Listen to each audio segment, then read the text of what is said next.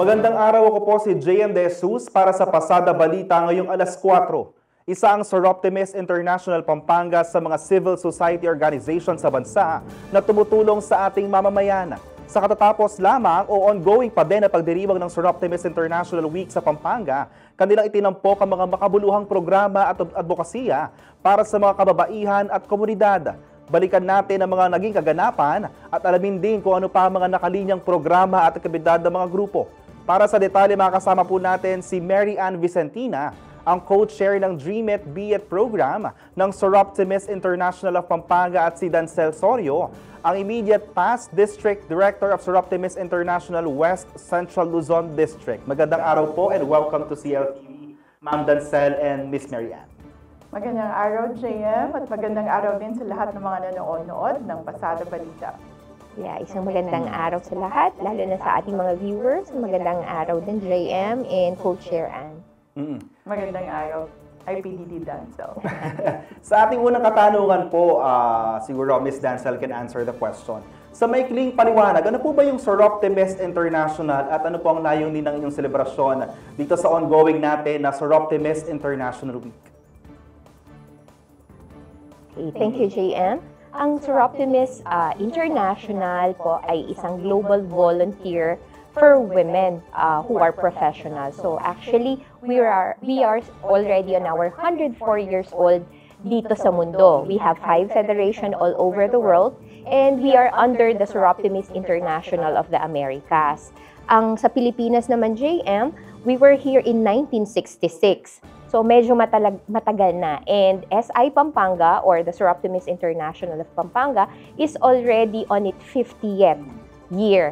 Kami po ay may mga flagship program na aming ginagawa. And this week is what we call the Soroptimist Week Celebration, based po sa proclamation ng ating late President Fidel V. Ramos in recognition for all the help na naitutulong ng ating organization. So this was proclaimed in 1997, and up to now, sineselebrate po for the whole Philippines, lahat ng mga 84 clubs ng ang Soroptimist Week celebration na ito with different projects. So this is a very important celebration of your group. Hindi lang po sa grupo nyo, kundi ng buong community na involved. Yeah. So you mentioned din po na this is ongoing until when po?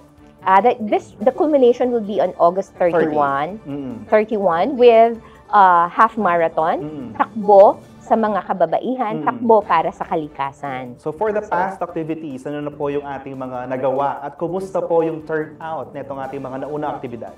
Well, napakasaya din namin because we were able to execute all the programs na kapag bisita po tayo, we made our courtesy visit from the provincial governor sa ating mga partner na mayor. We did our memorandum of agreement signing with our Adopt a Barangay, our Adopt PNP. At nagkaroon din tayo ng empowerment to women, mind, body, and soul. And actually, the last 2 days, naging busy po tayo sa ating Dream It, Be It program, which is yun ang isa sa mga kilalang activity natin dito sa syudad ng San Fernando. For Miss Mary Ann naman po, gusto kong malaman, kasi ito medyo matunog, nabanggit ko na din po kanina, itong Dream It, Be It natin na din ng Soroptimist. Ano po ang ibig sabihin nito? Kasi alam ko na-launch po ito this year. Correct me if I'm wrong, or last year, ano po ang importansya nitong Dream It, Be It na program na to? Thank you for the question, Sir JM. Actually, ito po ay an ongoing annual activity, and launch lang namin for 2025. So this is a very empowering career support program for our young girls. We essentially empower them to be career ready, to be future professionals, future entrepreneurs, and especially future community leaders. So, napakaganda po niya kasi ina-align yung pangarap ng mga bata sa kanilang mga talino, sa kanilang mga galing. At may kasabihan tayo kapag huminto ka ng mangarap, nawawala yung iyong hope at nagsastagnate yung iyong buhay. So, ang kagandahan ng programa natin, we reach out a whole lot of marginalized young girls, and we allow them, we empower them to dream. We make them realize that their dreams are valid, and especially ngayon na napakaganda na ng programa natin sa edukasyon. May mga libre na tayong mga state universities and state colleges. So talagang pag nahikayat natin sila na mangarap, nandoon na yung pag-asa na sila ay magtagumpay sa kanilang buhay. So, ganun po yung ating programa na tinatawag na Dream It, Be It. Napakaganda. Sige po. Yeah, if I may add also, yung Dream It, Be It program po na to is a complete curriculum mula po sa assessment ng ating mga kabataan. It's actually a conference. We adopt grade 9, 10, or 11 student from assessing ano po ba yung career na nararapat sa kanila hanggang sa overcoming yung mga obstacles in their life as they go on. So, maganda po ito. It's been there, one of our dream program na talagang makikita po namin kung ano yung mga feedback ng mga bata later on. Ang ganda po nitong program natin na Dream It, Be It kasi as far as I know, this fuels the mission and vision of the Soroptimist International Pampanga. So let's talk about naman po yung ating urban gardening and tree planting activities. Kasi for a long period of time, alam ko, palagi nag-participate ang Soroptimist Pampanga. So kumusta naman po ang pagkikipag-partner natin sa Department of Agriculture at DNR at kumusta naman po ang ating pagpaplano or ating paghahanda sa activities na ito? Yes, Sir JM. So kasama ko dito ang aming chair para sa big goal namin na program. And isa sa mga maganda naming proyekto, yung ating eco-livelihood program para sa mga women with deprived liberties. So sila ay isang medyo marginalized na sector kung titingnan natin, no? Pero nakita namin kung paano mabuo ulit yung kanilang aspiration sa kanilang reform sa pamamagitan ng agrikultura. So we partnered with the city CAVO or City Agriculture and Veterinary Office, Department of Agriculture, specifically high value crop. And we provided training for them. We gave them inputs, hydroponics, greenhouse. We essentially helped them put up a small livelihood, still an ongoing one. And we're very thankful. We also were able to invite our city, water district to sponsor the pipes and the diesel for the drilling. So they will soon have a well for the source of irrigation for their sustainable farming. So isa siyang magandang proyekto because we would want to be of help in promoting the local food availability campaign ng DA. Ito namang PNR natin sa DNR, syempre alam natin lahat tayo, we are facing climate change challenges. So ang Soroptimist International po ay para ma-mitigate itong mga concerns na to, very active na nagpo-promote ng tree planting. Syempre po sa bawat kasi isang halaman na mapapalaki natin, karagdagang oxygen yan na ating ine-enjoy sa ating community. So we're very actively promoting sa mga kababaihan, especially the Dream It, Be It participants, na mag-plant din, mag-adapt ng isang halaman sa kanilang bakuran. So we're also encouraging them to do backyard container gardening. So yun That's yung hydroponics. Yes. And then plus the hydroponics para kahit na less soil, nandyan pa rin ang malulusog nating mga gulay.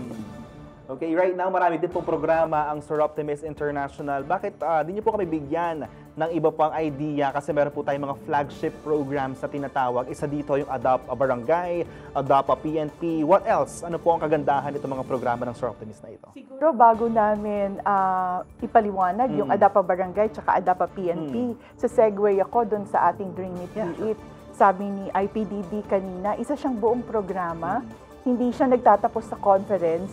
Meron siyang mentoring and support. So, pag na-identify natin yung mga obstacles ng mga bata para ma-pursue yung kanilang tertiary degree, meron tayong tinatawag na access to education or ATE. So, si IPDD Dancel po magpapaliwanag kung gaano kaganda ang programang ito. Thank you, Chair Mary Ann. Access to education po is one of the identifying programs ng ating Soroptimist International of the Philippines region.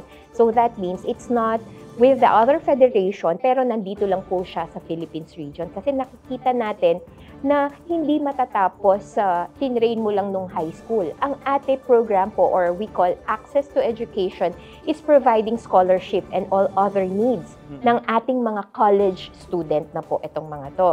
So in here, meron po kaming ni-launch at nananawagan po kami for potential partners, sponsors. For as low as 2,000 pesos, meron na po kayong scholar. What we do is kami po ang bahalang mag-monitor sa ating mga beneficiaries, mag-provide sa inyo ng updates, kamusta ang kanilang pag-aaral, at i-endorse sa kanila yung allowances na inyo pong ipoprovide.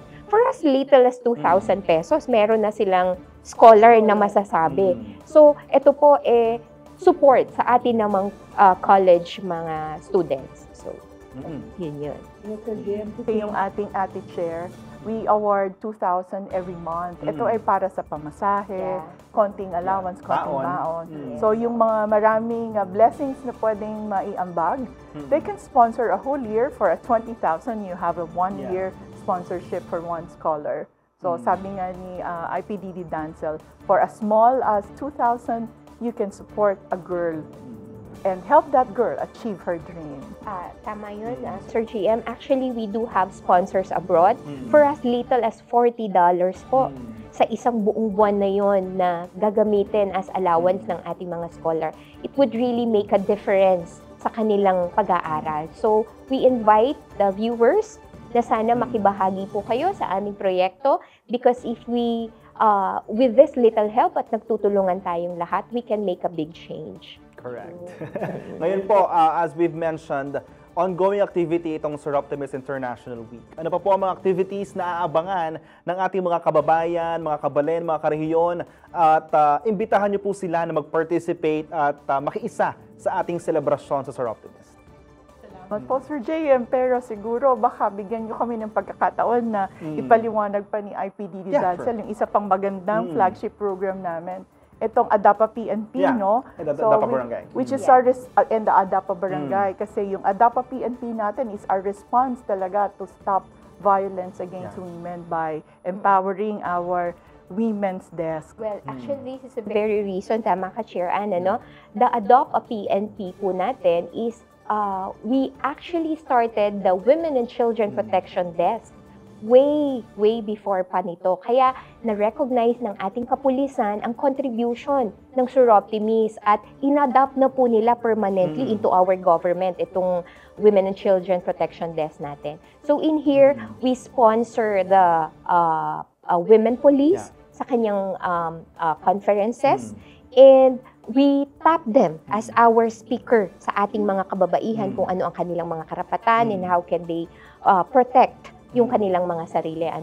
For the Adopt Barangay naman po, ito yung nakikipag-signing kami sa ating mga barangay captain. And then, sila po ang katandem natin sa lahat ng mga project ng Sir Optimus within their area so as to help them improve the lives nung nasa barangay natin.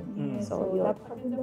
Ating Adopt a Barangay kasi dito po, binibigyan natin talaga ng pansin yung ating mga kababaihan, women's association, especially yung mga young mothers, solo parents, and even seniors, as well as the children. So, karamihan po ng mga programa natin ay eco-livelihood din.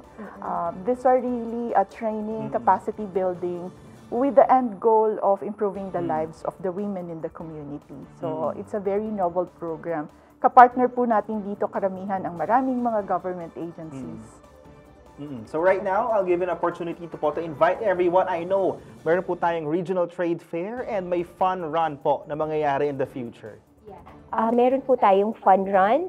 Actually, this afternoon, we will be celebrating our Mass, Thanksgiving to our founder, Mariquita Castelo, who is a Nueva Ecijano. And meron po tayong fun run. Dito lang po yan sa Clark. So we invite everyone to visit our page para po makita ninyo and you can join us as we celebrate the culminating activity, Takbo sa Kalikasan, Takbo para sa Kababaihan. Maraming salamat, Miss Mary Ann and Ma'am Dancel. Abangan po ang ibang mga balita mamayang alas 6 ng gabi sa CLTV 36 News. Ako po si JM De Jesus. Magandang araw po.